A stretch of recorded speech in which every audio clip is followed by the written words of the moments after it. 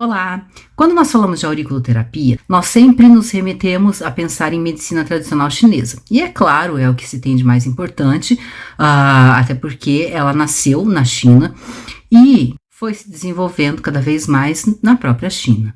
Porém, depois houveram outras escolas, como a escola francesa, por exemplo. A auriculoterapia ou acupuntura auricular, ela foi muito consolidada quando ela foi cientificamente comprovada na França. E foi a partir daí que ela também entrou para uma disciplina chamada medicina biológico-naturalista. Essa medicina ela faz parte do meu mestrado e eu acho que é muito importante eu falar sobre ela para vocês. Na medicina biológico-naturalista, nós damos ênfase à autocura do organismo, sempre com sistemas não invasivos, que não só curam diversas patologias e psicopatologias, como também previnem. Dentro dessa medicina, nós abordamos também a educação, o aconselhamento, a utilização de métodos e substâncias que são naturais e que não fazem nenhum mal à saúde, na prevenção e na cura de patologias. É muito importante para nós que vamos abordar esse tipo de terapia ter alguns conhecimentos básicos. Existem alguns princípios abordados nessa medicina. Um deles é não causar danos à saúde, um poder curativo através da natureza. Dentro dela, nós procuramos não só os sintomas e aquilo tudo que está aparecendo, mas a causa profunda do que está trazendo essa patologia para todos nós. E assim como é dito também na medicina chinesa, nós tratamos a pessoa como um todo.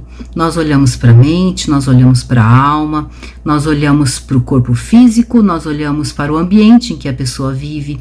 Então, tudo isso é abordado de uma maneira geral. Essa abordagem também é chamada de terapia holística.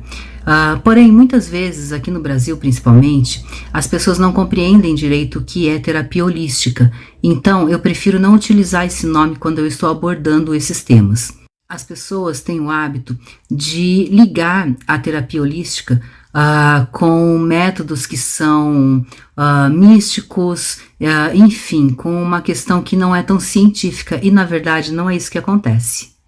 E para que a gente não assuste ninguém sem nenhum motivo, eu prefiro que vocês não utilizem o nome da terapia holística quando nós estamos fazendo a abordagem da auriculoterapia ou acupuntura auricular.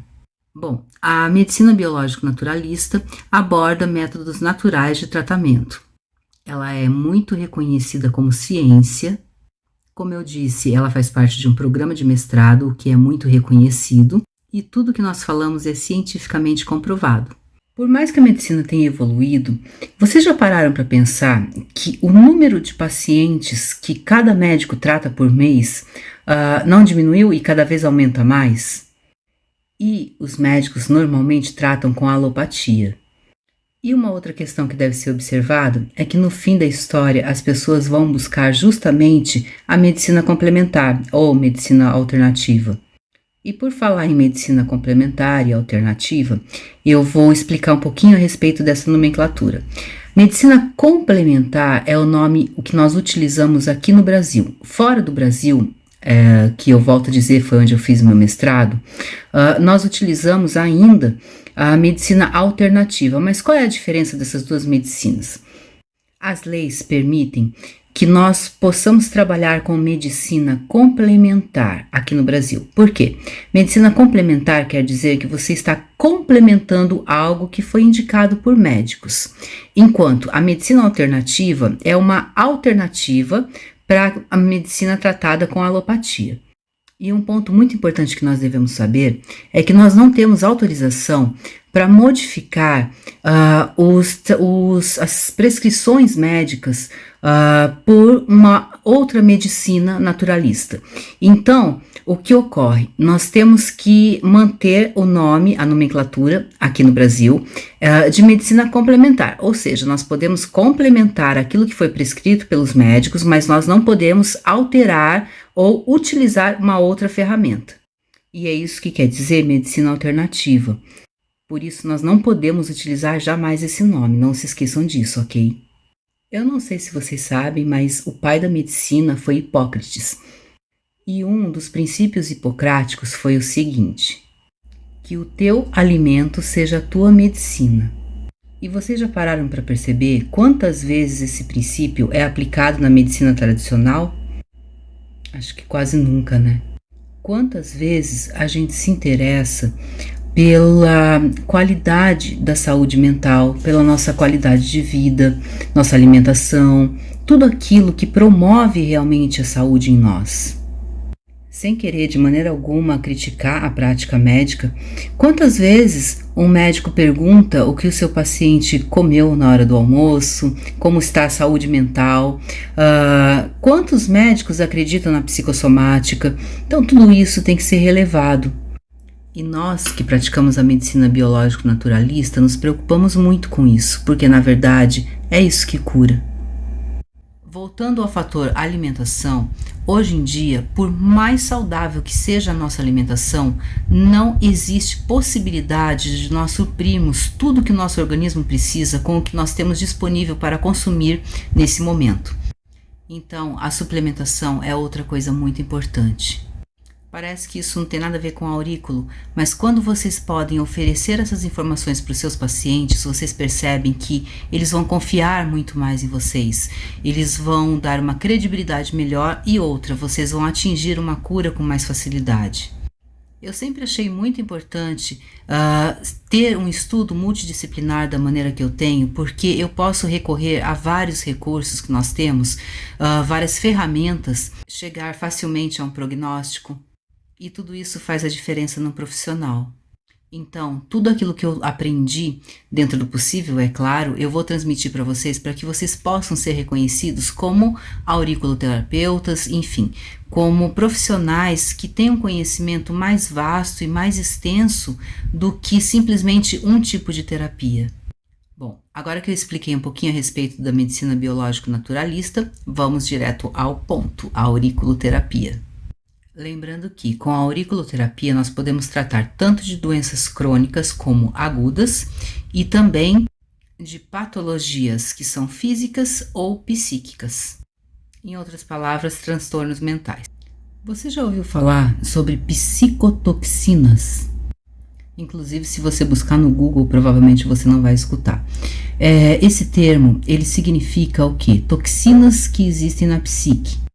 Essas toxinas são extremamente malignas para nós.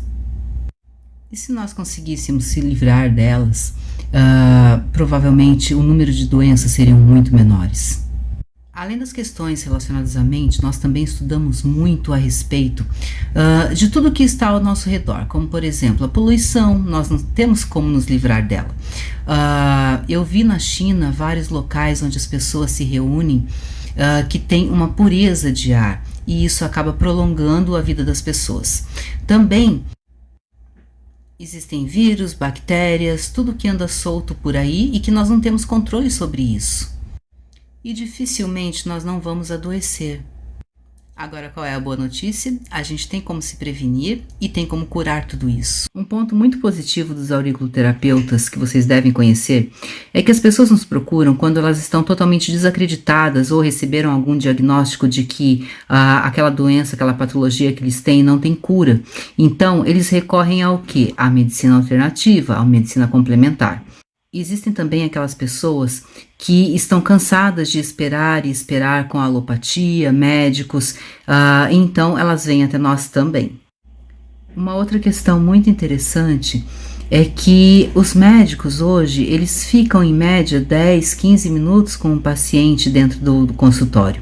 Enquanto nós temos uma paciência grande, nós conversamos, nós escutamos os nossos pacientes com muita atenção e isso faz com que a gente crie uma empatia, que a gente forme ali, eu posso até dizer um paranalítico, né, que a gente faz na psicanálise, e isso é muito importante para solidificar uma amizade, ou digamos que aquela relação terapêutica, e isso é uma vantagem muito grande que nós temos perto dos médicos convencionais. Muitas vezes as pessoas só estão precisando falar. Hoje em dia o ser humano está muito carente e a nossa profissão, ela faz com que a gente possa ter um pouquinho mais de tempo para escutar as pessoas. Isso une o paciente ao terapeuta e é muito importante. Então não deixem de escutar o paciente de vocês. Essa prática é muito importante tanto para a questão da aliança que vai nascer entre vocês, como também para que vocês possam identificar de uma maneira muito melhor, mais sólida até, qual é o real fator que está causando aquela patologia na pessoa. Uma coisa que a gente também não pode esquecer é que cada paciente é um indivíduo diferente do outro, e cada um tem uma necessidade e a gente tem que ficar muito atento a isso. E durante o tratamento acontece a mesma coisa. Cada paciente responde de uma determinada maneira e nós mais uma vez temos que estar atentos a essas respostas. E quando necessário, mudar a nossa intervenção. Outra coisa importante é a gente conhecer os protocolos básicos que nós vamos aplicar em cada patologia.